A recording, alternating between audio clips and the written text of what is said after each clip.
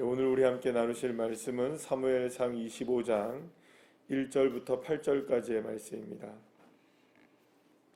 사무엘상 25장 1절부터 8절까지의 말씀 우리 다 같이 함께 합독하시겠습니다.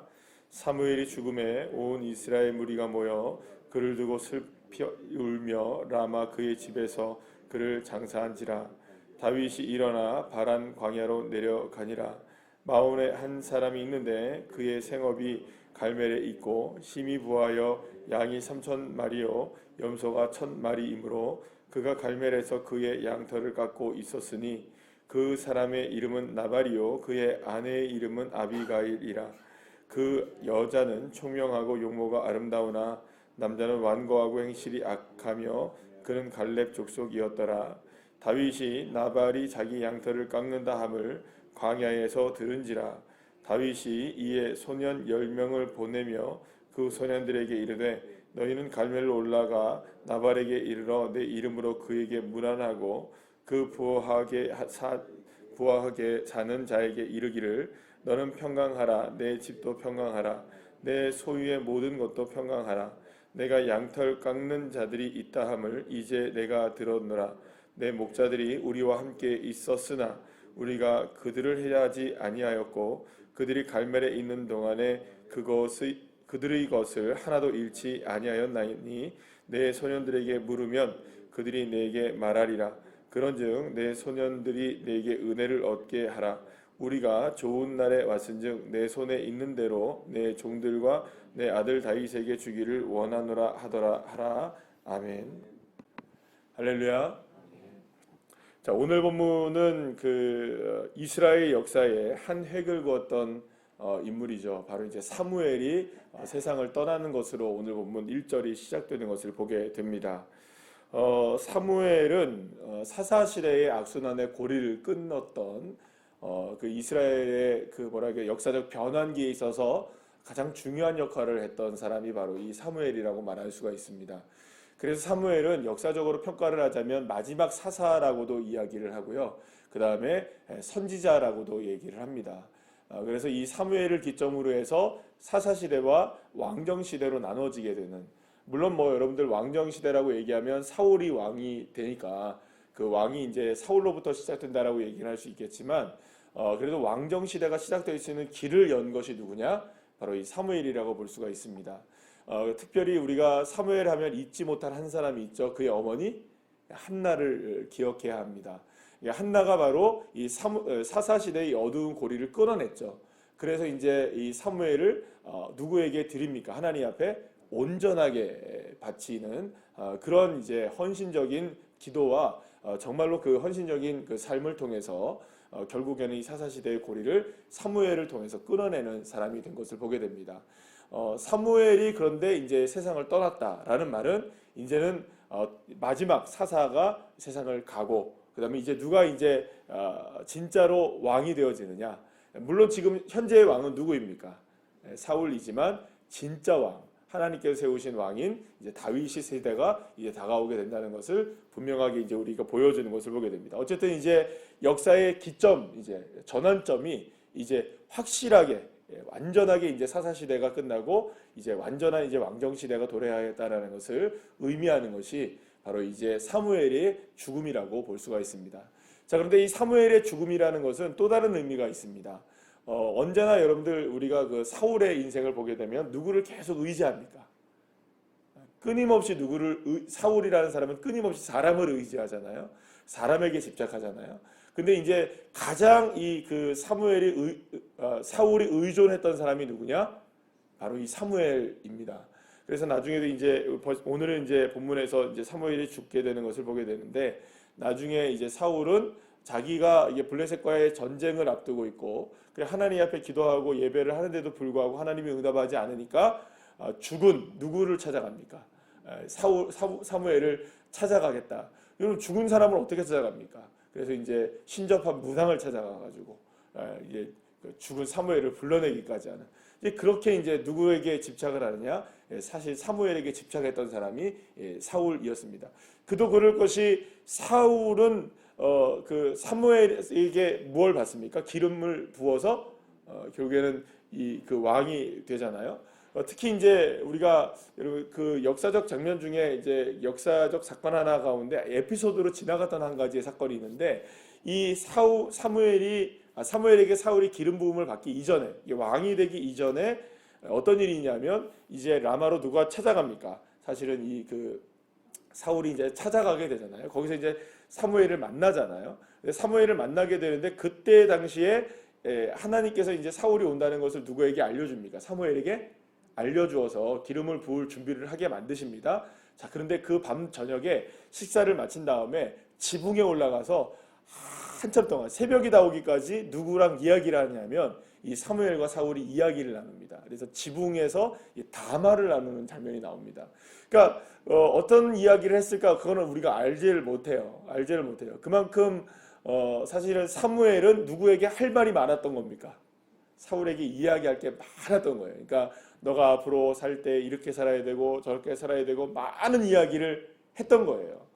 그러니까 사실은 이제 사울도 그렇고 사무엘도 그렇고 특히 이제 사울이 바라볼 때에는 사무엘이 정말로 절대적인 위치에 있었던 거죠. 근데 이제 그 사무엘이 세상을 떠났다. 그러니까 이제 결국에는 사울이 의지할 수 있는 의지의 대상자가 떠났다는 것을 의미할 수가 있어요. 그런데 동시에 사울만 문제가 되느냐? 그렇지도 않아요, 여러분. 다윗도 사실은 가장 큰 후견인이 누구였을까요? 예, 사무엘이죠. 다윗에게도. 왜냐하면 동시에 여러분들 사무엘은 누구에게도 기름을 붓습니까? 다윗에게도 기름을 부어요. 그리고 또 아주 다윗이 위급할 때 누구를 찾아갔었습니까? 이미 사무엘을 찾아간 전력이 있었고.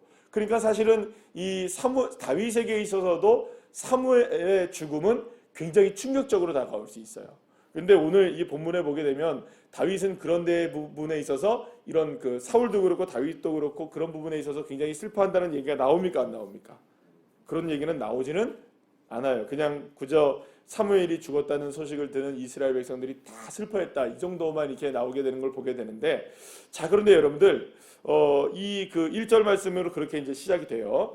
자, 그런데 다윗도 이제 제가 말씀드린 대로 이 사무엘은 굉장히 큰 후견인이었어요. 근데 사무엘이 죽었다. 다윗에게 있어서 사무엘이 죽었다는 것도 굉장히 큰, 말하자면 사울 버금가는 충격이 될 수 있는 거예요. 왜냐하면 이제 무슨 일이 있으면은 지금 사실은 지금 다윗은 어떤 삶을 살아가고 있습니까? 누구에게 쫓기고 있습니까? 사울에게 막 쫓기고 있잖아요. 그럼 막 사울에게 쫓기고 있을 때에 위급하면 누구를 찾아갑니까? 다윗도 사무엘을 찾아갈 수 있는데 그 찾아갈 수 있는 도움을 요청할 수 있는 대상자가 지금 사라졌다는 생각을 여러분들 해보면 다윗도 지금 굉장히 마음이 아픈 거라고 할 수 있어요. 자, 그런데 오늘 본문에서 보게 되면 마치 사무엘의 죽음은 사무엘은 굉장히 말씀드린 대로 중요한 위치에 있는 사람이죠. 그러면 사무엘 정도가 죽었으면 사무엘이 어떻게 죽었고 또 이렇게 저렇게 되었고 막 그게 몇 줄은 나와야 되잖아요. 몇 절은 나와야 되지 않을까요? 그런데 딱 1절로 그냥 끝나죠. 그것도 1절로 보는 것에서 보게 되면 전체 1절이 전부 다 사무엘의 이야기가 아니죠. 잘 보시면 중간에 마지막에 뭡니까? 라마의 집에서 그를 장사한지라 해놓고 1절의 말미에는 뭐가 나옵니까? 다윗이 일어나 바람강으로 내려가니라 이렇게 얘기가 나와요. 그러니까 어쩌면은 뭐 다윗이 뭐 여기서 그 사무엘의 죽음에서 뭐 장사를 함께 지는 못했을 거예요. 왜냐하면 그렇게 되면 누가 왔었을 테니까 사울이 그렇게 알았겠죠. 근데 이제 그 소식을 듣고 다윗이 바람강으로 갔다라는 말은 지금 이 문맥상에 보게 되면 사무엘의 죽음과 다윗의 죽음이 연결돼 있다는, 다윗의 삶이 연결돼 있다는 걸 알게 되죠. 그러니까 사무엘이 죽었어요. 근데 다윗은 지금 내려갔어요. 이 말을 하고 있는 거예요. 한 절에서. 그러면 이 말은 어떤 의미를 갖고 있냐면 그러니까 사무엘이 죽은 상황에서 이제 세상을 떠난 상황에서 과연 다윗은 어떤 삶을 살게 될 것인가라는 의미를 갖고 있는 거죠. 그러니까 이해가 되시죠? 지금까지 말씀드린 대로 사무엘이라는 아주 중요한 인물이 이제는 세상을 떠났단 말이에요. 그런데 사울에 관한 이야기는 안 나옵니다. 그러면 이제 누구의 이야기가 같이 함께 오버랩돼서 나오게 되냐면 겹쳐서 나오게 되냐면 다윗의 삶은 이제 어떻게 될 것인가 라는 거예요. 자, 여기서 이제 우리가 한 가지 이제 포커스를 맞춰야 되는 게 있어요. 뭐냐면 이겁니다. 다윗이 기댈 언덕이 없어요. 홀로 서기를 해야 되는 거예요. 아무도 도와줄 사람이 없는 거예요. 이제 진짜로 광야에, 정말 광야에 던져지게 된 거죠. 자기를 후견해 줄 사람도 없고, 자기를 위해서 사실 도와줄 사람도 없고, 자기를 위해서 기도해 줄 사람조차도 이제 없는 상황이라고 생각하는 바로 그때 다윗은 어떻게 될 것인가. 홀로 서는 다윗의 진짜 모습이 적나라하게 드러나는 사건이 이제 바로 그 다음 사건으로 나오게 된다는 것을 의미하는 것이에요. 근데 바로 그 다음 사건이 뭐냐? 여러분들, 나발과 아비가일의 사건이에요. 사실 이 사건은 굉장히 중요한 사건이라고 볼 수 있습니다. 왜냐하면 이 그 기점인 거죠. 사무엘이 없는 상황에서 다윗이 홀로 당하는, 물론 여러분들 모든 사건을, 여러분들 모든 다윗의 삶을 사무엘과 상의했습니까? 안 했습니까? 그런 거는 아니지만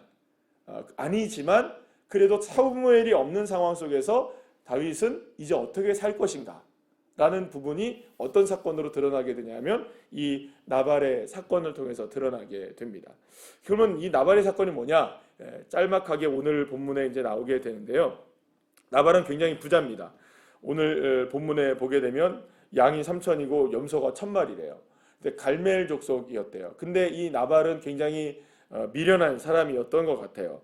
그러니까 그 남자는 완고하고 이렇게 미련한, 나발이라는 말 자체가 이제 미련하다라는 의미를 갖고 있어요. 자, 그런데 아내는 어떻게 해요? 아비가일은 굉장히 총명하고 아름답다. 보통 여러분들 남자만 소개시키지 여자를 소개시켜주지 않는데 아마도 이제 나발과 아비가일이 같이 함께 어떤 이 사건에 포함되어 있는 이야기이기 때문에 그렇겠죠. 여러분들 이미 아시는 분들은 다 아시겠지만, 자, 오늘 이제 본문에 보게 되면 이런 얘기가 나오는 거예요. 이제 이 나발이 이렇게 많은 양과 염소를 갖고 있었는데 홀로 이 양을 칠 수 있습니까? 없습니까? 그래서 이제 자기의 그 뭐랄까요, 소년들이, 종들이 이 양을 다 치고 있었어요. 근데 이 양이 너무 많다 보니까 그 소년들이 양치기만으로도 이게 감당이 될까요? 안 될까요? 안 되는 거예요. 왜냐하면 갈멜 족속이었다는 것을 보게 되면 산지 지역에 살았단 말이에요. 그러면 산지 지역에 살면 여기에 외적대들이 많을까요? 안 많을까요? 굉장히 많은 거예요. 그러니까 도적대들이 많은 거예요. 그러니까 이들이 보호받을 수 있는 입장이 아닌 상황에서 누가 이들을 보호해 줬느냐 하면 바로 다윗의 공동체가 이렇게 보호를 해준 거예요. 그러니까 아마함리에 내가 너를 보호해 줄게 계약하고 이렇게 한 게 아니고, 그러니까 도적대로부터 나발의 양떼와 염소떼들을 이렇게 보호해 준 거예요. 그래서 오늘 본문에 뭐라고 나오냐면 너희들의 양들이 한 마리도 소실되지 않았다. 이런 말은 무슨 말이냐면 내가 너희들을 보호해 줬다. 그래서 지금 소년 몇 명을 이렇게 보낸 겁니다. 그러니까 보낸 건 왜 보냈을까요? 그러면 니들을, 그러니까 우리가 너희 이렇게 보호해 줬으니 너희들도 우리에게 조금, 우리가 지금 산지 그 동굴에 살고 이렇게 사니까 뭐 좀 제공해 달라.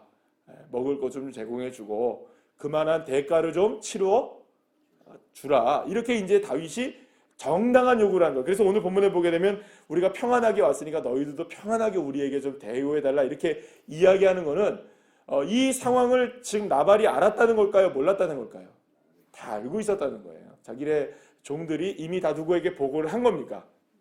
나발에게 다 보고를 해서 이렇게 지금 다윗의 공동체가 우리를 이렇게 보호해 줍니다라는 걸 다 이미 알고 있는 상황이었기 때문에 그 말은 여러분 대가를 좀 지불해야 될까요? 안 해야 될까요? 내가 요구한 건 아니지만 어쨌든 이런 상황 속에서 이렇게 보호를 받고 있었으니까 이 나발은 그러면 감사하죠 하면서 이제 다윗에게 어느 정도의 대가를 지불해 주면 이게 서로가 평화의 관계를 유지하면서 너는 누이 좋고 매부 좋고, 그죠?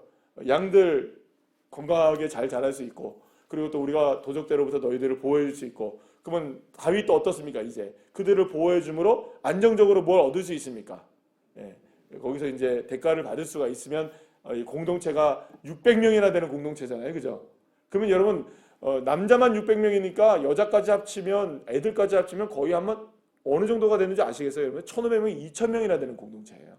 그러니까 그 사람들이 다 먹고 사는데 얼마나 많은 비용이 들겠어요. 그러니까 다윗도 이런 것들을 한 겁니다. 그러니까 사람들을 이렇게 보호해주고 거기서 대가를 받고 이렇게 평화롭게 그 지역을 딱 이렇게 해준 거예요. 그래서 이제 오늘 본문이 여기까지 이제 끝나게 됩니다.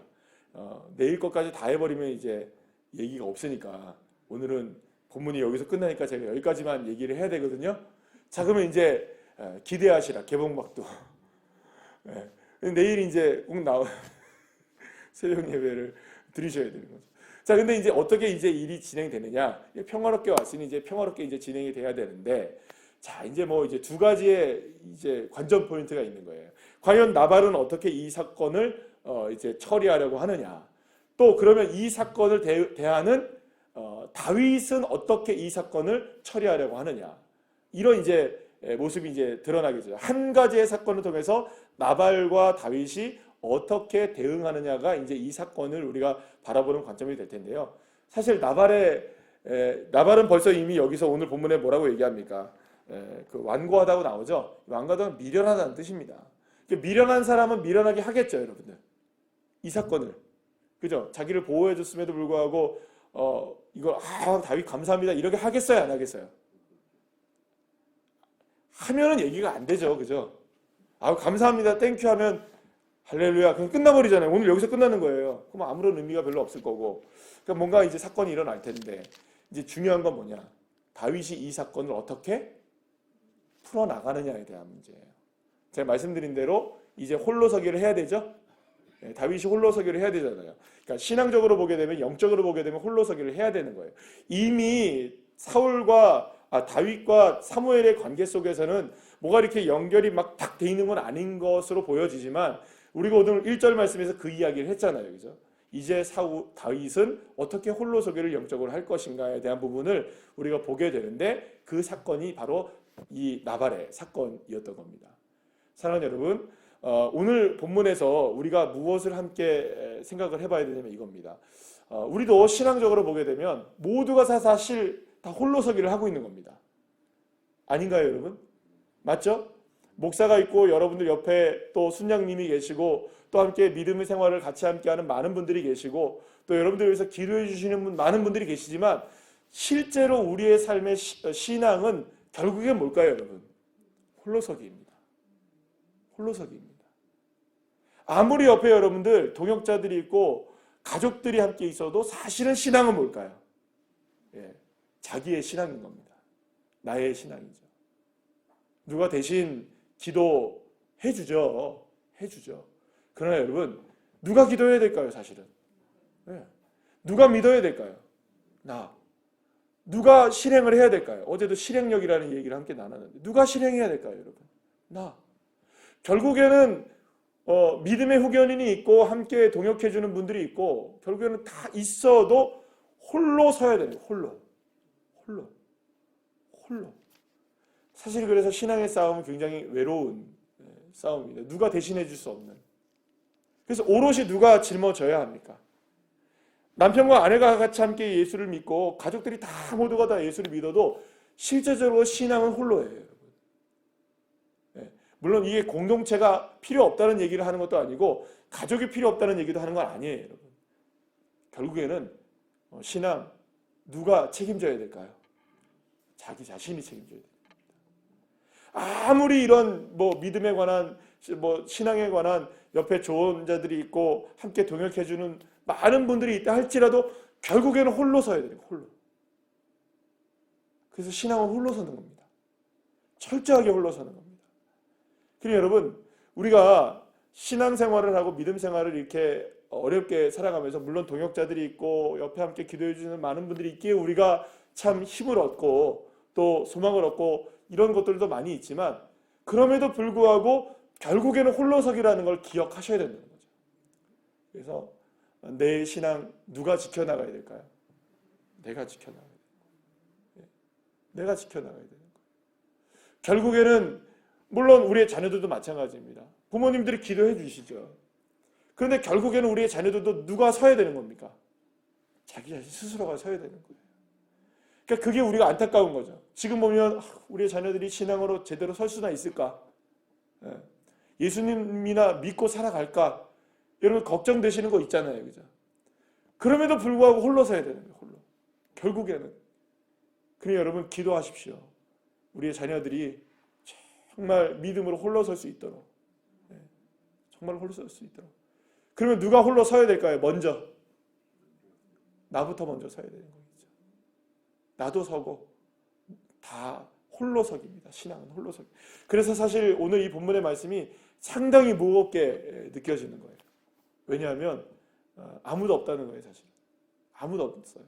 어떤 사건을 만나도 이제는 상의할 사람도 없고 찾아갈 사람도 없고 아무도 없은 그 상황 속에서 나는 누구인가라는 거예요. 결국 신앙이라는 거.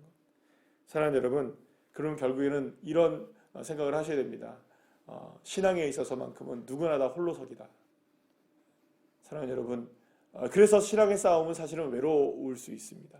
누구도 알아주지 않고 누구도 함께 울어주지 못할 때가 많아요. 나만 알고 있는 이야기가 있잖아요. 여러분 그렇지 않습니까?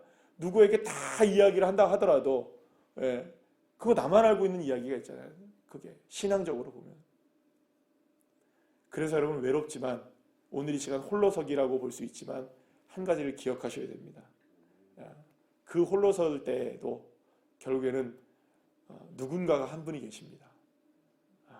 세상 사람들 다 떠나도 결코 나를 홀로 두지 않는 분이 계셔요. 그게 그래서 신앙인 겁니다. 신앙. 홀로서기의 신앙은 왜 신앙을 얘기하냐면 바로 거기에 누가 계시는 겁니까? 우리 주님이 그곳에는 계시는 거예요. 사랑하는 여러분, 홀로 선다는 것은 한 발로 서는 게 아니라는 거예요. 그래서 그 나머지 한 발은 결국엔 누구이실까요? 가장 튼튼한 우리 주님이신 겁니다. 그래서 홀로서기라는 말은 나 혼자 있는 것이 아니라 그곳에 누구랑 딱 둘이 있는 겁니까? 주님과 함께 있는 것이라는 것을 기억하시면서 그 신앙의 홀로서기에서 오직 주님을 바라보시면서 승리하시는 주의 자녀들 한 분 한 분들 다 되시기를 간절히 축복합니다. 기도하시겠습니다.